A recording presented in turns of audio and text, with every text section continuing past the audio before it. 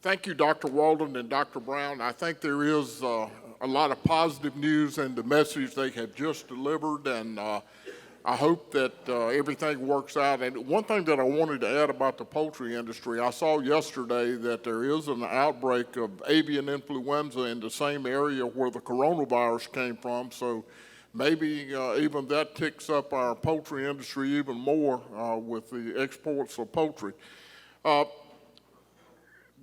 The word tobacco being in the China Phase 1 trade agreement is a coup for North Carolina as the #1 producer of tobacco in the United States. And I don't think it just happened on its own. Sometimes you're lucky, sometimes you're good, sometimes you're both. But having Dr. Brown on the Council of Economic Advisors at a time when all of this trade stuff was going on was certainly a big plus for the state of North Carolina. And we thank him for all the work that he put into trade, and now we're going to take advantage of it and grow these export markets. I'm very happy to introduce our next speaker. This is Jim Trogdon III, who is the Secretary of the Department of Transportation. When you think about how we develop roads and why we developed the transportation system, in the beginning it was to get farm products to the markets. And of course that has evolved over time into the transportation system that we have now, but agriculture and transportation are very much linked. We've had a lot of discussions about transportation issues, and I want to tell you that he has been a friend of agriculture and a friend to the State Fair and a friend of mine, and he's done a lot in his career. He's a registered professional engineer with more than 30 years experience in transportation.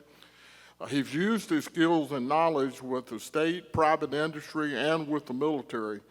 He worked his way up through DOT. He served as a highway engineer, a District 4 engineer, Director of Strategic Transportation Planning, and eventually Chief Operating Officer. He held this position from 2009 until this retirement in 2013. Secretary Trogdon was the National Transportation Director for SAS Institute and has 3 decades of military experience, which has taken him to countries around the world.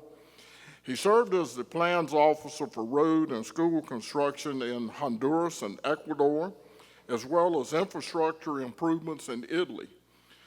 Secretary Trogdon was selected to command the 105th Engineering Group, which was mobilized during the global war on terror to provide command and control for security forces at the U.S. Army installations throughout North Carolina and Virginia. His unit was mobilized again in 2006 during Operation Iraqi Freedom to command and control 2 engineering battalions and provide assured mobility and general engineering support in northern Iraq. Major General Trogdon retired in 2016 as the Deputy Adjutant General for the North Carolina National Guard. He is a graduate of North Carolina State University with a master's and a bachelor degree in civil engineering. He earned a Master of Strategic Studies at the U.S. War College, and I want to thank him for his service to the country, his service to the state.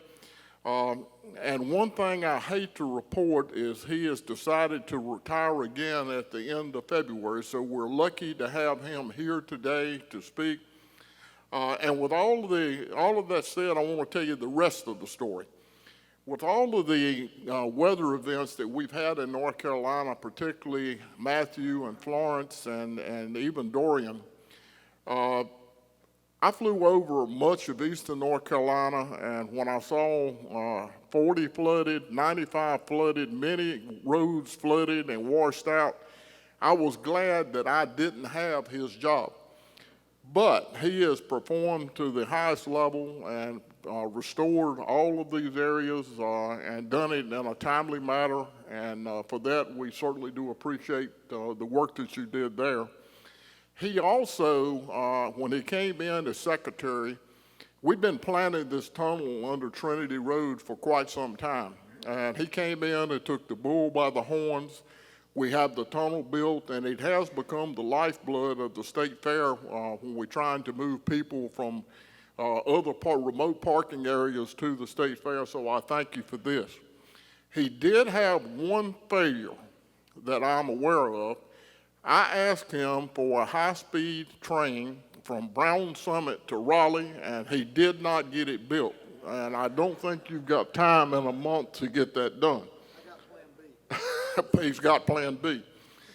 So all of these things that he had done, I'm proud to call him a friend. He's a friend to agriculture and a friend to the Department of Agriculture. So with that, I'm going to invite Secretary Trogdon to the mic.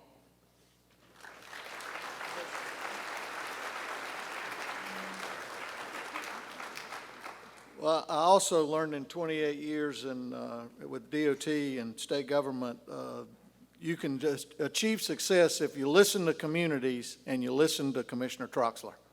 Those are universal truths. And I'm fortunate, we got Mike Walden who talked with Dr. Brown, talked about our economy, and that's important to us as well. So I'm going to give you a little picture, a different picture though, and then we've got Dr. Klein who's going to talk about demographics. Using their information though, what does it mean to transportation? What does it mean to us? And then ultimately what it could mean to you. So I'm going to start out with just some basics. You may have seen this before, but and don't worry about the year, all these projections, they could be 2 or 3 years earlier, 2 or 3 years later, depends on what happens in the meantime. But what's important is North Carolina is one of the top 4 fastest growth, real growth, not percentage growth, real population growth states in the nation. And those we have in common, it's us, Georgia, Florida, and Texas. And in the future, I'm not sure exactly what year, but we know somewhere between the next 15 to 20 years, 50% of the population growth, or 50% of the nation's population, will be in about 8 states, 4 of those that I've just listed, us, Georgia, Florida, Texas. Then you can include, I think, California, Ohio, Pennsylvania, and New York, I believe rounds out that 8. So I'll talk about the implications of that because it's really important moving forward to think about, well, what are we going to do as these things continue to change? Growth is important. We look at it as, and we have challenges in our state between high growth areas, moderate growth areas, low growth areas. Growth means opportunities. Shrinking means less opportunity. So we don't want to be one of those states that are shrinking, but we want to make sure that we're doing the right things to leverage this opportunity that we see moving forward. So I'll be, let me see, going the wrong direction. Quickly, and I know you can't see all of these, but I wanted to just cover what have my priorities been and what have the department's priorities been, and you'll see how they really span a large spectrum and cover the entire state. And this is really my strategic plan, or in the military we call it a campaign plan. It's 1 page, it's pretty simple. We haven't changed it since I think when I put it on paper March of 2017. It'll probably carry forward without much modification for the next 5 to 10 years. And that is, how do we improve our program delivery? How do we get projects, programs delivered faster to really make a positive impact to our entire economy? And as you know, agribusiness is one of the top 3 industries in our nation, and we know how important it is. And I will bring in some things specific to agribusiness. The other is, how do we improve safety? We were 9th most populous state in the nation, moving to the 8th rapidly. We have the 5th highest motor vehicle fatality rate in the nation. We were doing some things. All of our programs were centered on how do we make engineering changes to our network. But the challenge that I see moving forward is about 75% of our accidents are driven by behavior: speeding, driving while distracted, driving while impaired, driving without seat belts. Those are things that no matter what I do to the network, we've got to come up with other strategies. So that's what we've been working on. The next one is called how do I enhance mobility and reduce congestion? As everyone knows that moves, and there's a commonality between agribusiness and transportation. I don't know of anything else that almost every citizen does every day but eat and travel. You're either traveling to school, traveling to your job, traveling somewhere every single day. We have that in common, and you rely on us, and we rely on you to help us sustain our economy. So Mobility and congestion. Those are the two things that link our state together. We really want to improve on how we can reduce the growing congestion in our major urban areas. We want to make sure we're connecting all of those opportunities for growth, as Dr. Walden talked about, the low unemployment, higher access to jobs. All of those are important, and we believe we're part of that solution. But then we also have to make sure we're connecting all the areas that provide support to those economic hubs, which agribusiness is a major one in that area. So that's extremely important. The next is, how do we improve the appearance and condition of our facilities? We've been working hard for at least 10 years on how to improve condition, but really specifically bridges. And I'm very proud to say that for the first time in our state's history, we have less than 10% structurally deficient bridges. 5 years ago, that number was about 18%, now less than 10%. And our goal, and my goal, is to get that down to 8% across the network, hardly any on the interstate, and more important, no structurally deficient or posted bridges on our primary road network, because that's where our commodities move.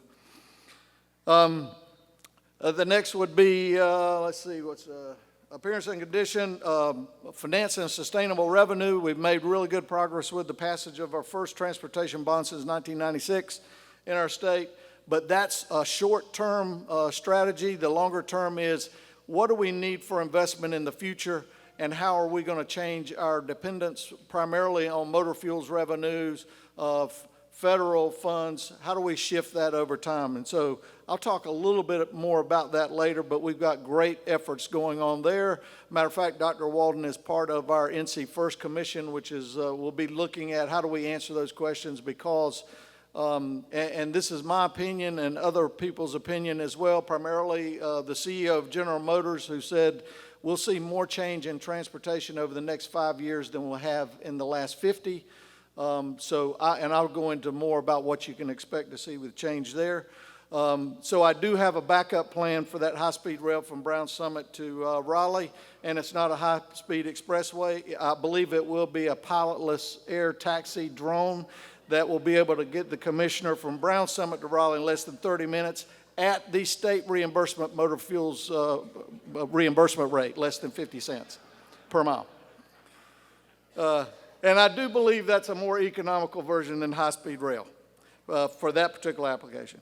So that's extremely important. Then others, which I will talk a little bit more about, is how do we prepare for future technologies? As you already see in agribusiness, and you're seeing it, the technology is changing, and we're going to see technology changing in many industries, and I think transportation is one where you're going to see huge changes in the next 5 to 10 years. And one that I'm sure we all share in common, how do we develop the right human resources, talent, skills in some of these more advanced, STEM, science, technology, engineering, math-related courses? And more important for me at the state level is not just our own employees. How do we make sure we're doing the right thing with our partners, our consulting engineers, our contractors, our suppliers? Because we all are competing for the same talent many times, and we don't want to do that. So we have done some positive things there that allowed us at DOT to reduce our retirement rate about 30% and reduce our annual attrition by 50%. But we really believe it's important to work with all of our industry partners, including our universities and tech schools, to make sure we're doing everything we can to grow the talent that we need moving forward. And then last is, this one's very simple, how do we do a better job of internal and external communications? And that's with everyone. So in the last 3 years, this will be a good improving program delivery. I said was important. You can't be a growing state but continue to deliver not an adequate amount of transportation. So just dollar volume wise, we've doubled our outputs in the last 3 years. Historically, we were averaging about $4 billion in any year in active construction projects. Typically transportation construction takes more than a year. Most big road projects are about 2 to 3 years under construction. Bridges are about at least 1 to 2. Large bridges maybe 3 to 4. So we were averaging about $4 billion. Now we're about $8.4 billion in active construction. So I hope you see that across the state, because one of my goals when I came back to the Department of Transportation in January 2017 was, and it was pretty simple, I wanted the new state tree to be the orange barrel, the new state flower to be the orange work zone sign, and the new state motto to be to build rather than to study. So we've been working hard in that direction. And so that's a good graph on what does it mean and what do you have to do to deliver transportation that people need, want, and will use across the state in a growing state to make sure we're not constricting opportunities there. We're moving closer. I don't know what the right answer is yet. We've got several efforts going on that I'll mention in a minute, but we think we'll have that answer between now and January of next year on what are the right targets moving forward and where do we need to go. So these are just the planned and programmed projects in the next 10 years across the state. So if you want to know how is transportation important to agribusiness or to any of our economies, all you have to look is that this is the reach. Well, we touch every community, every county in the state, and we're proud to do that. And we believe, just like food, transportation is equally tied to a growing economy, and we want to make sure that we're not one of the reasons that constricts opportunities for businesses to come here, stay here, grow here, do anything here. We want to make sure it's in North Carolina. One of the things that we've done to be able to accelerate projects is taking advantage of more grants. And these are just some of the examples. We struggled in studying all kinds of options for widening I-95 for about 5 years. We looked at everything from, non-traditional delivery to tolling to anything we could look at. I did comment one time to someone who asked me this out of Washington, D.C., well, we don't think you looked at every option. And I said, well, we didn't look at a 99-year lease to the Chinese, but we thought you had that covered with the sale of Treasury bonds. We did find other ways. So what we did was we said, okay, with all of these, this wasn't available 5 to 7 years ago, but with the expanding federal grant programs, are there ways we can do that? So for the first time, we're going to be widening I-95 in North Carolina, and it's about 40 miles in total in 2 different projects. But more important than just widening the interstate, which we're really proud to be able to do because, as you know, it hasn't been upgraded since it was built, is the ability to add fiber optic cable from South Carolina to Virginia, and then also down US 70 from I-95 to Morehead City to close that gap in high-speed communications and to work this, and this will be through a public-private partnership.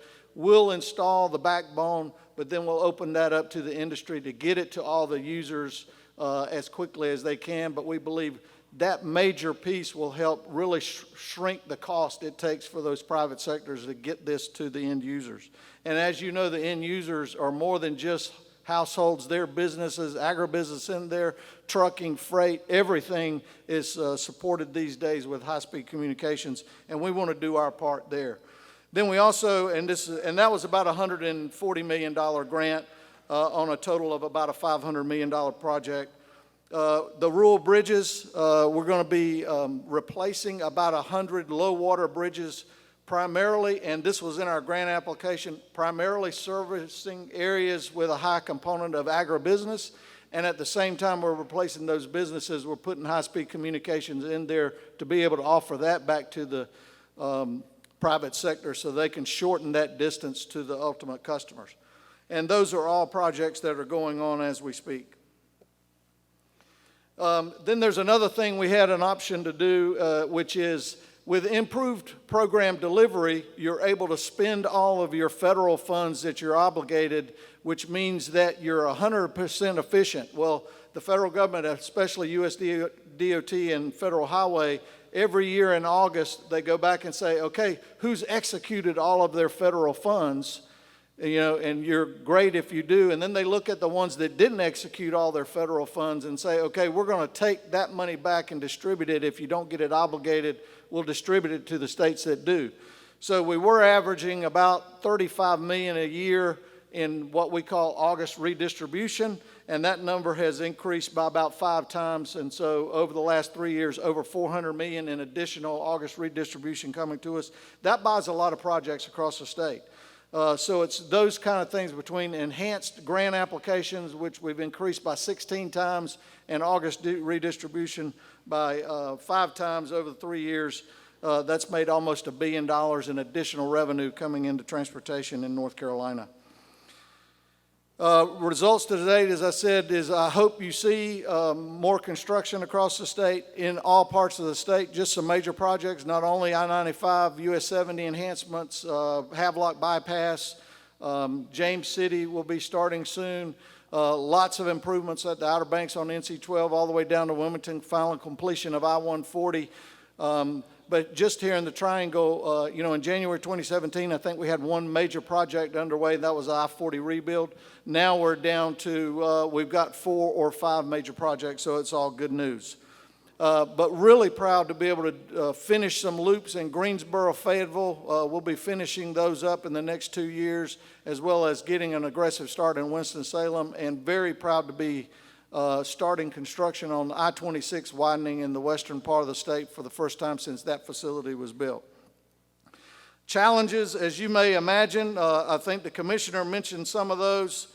This was I-40 a few days after Hurricane Florence, so that's not a river, that is the actual Interstate 40.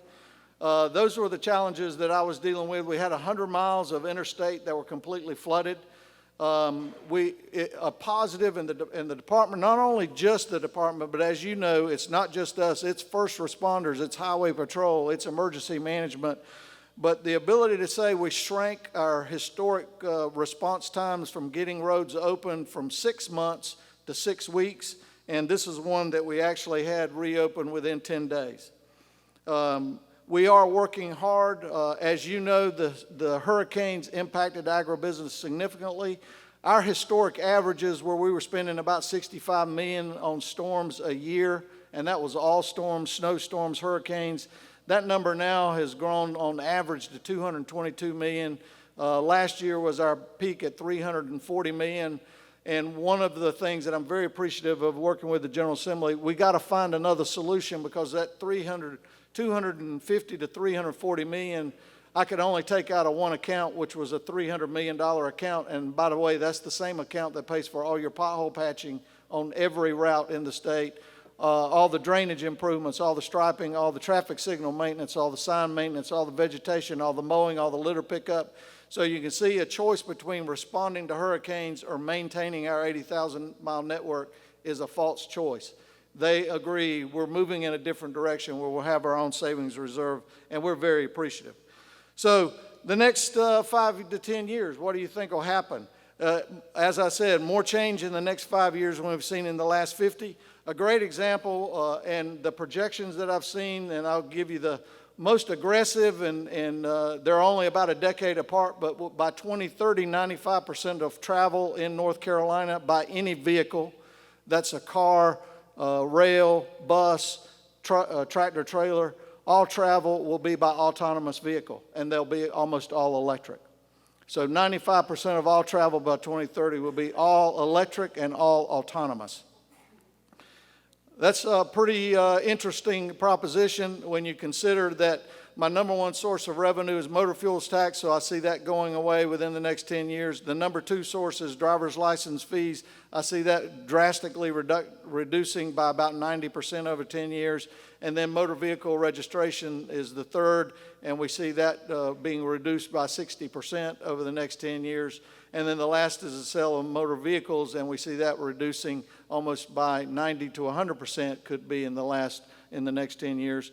So one of my favorite sayings in the military is change is not mandatory, survival is optional.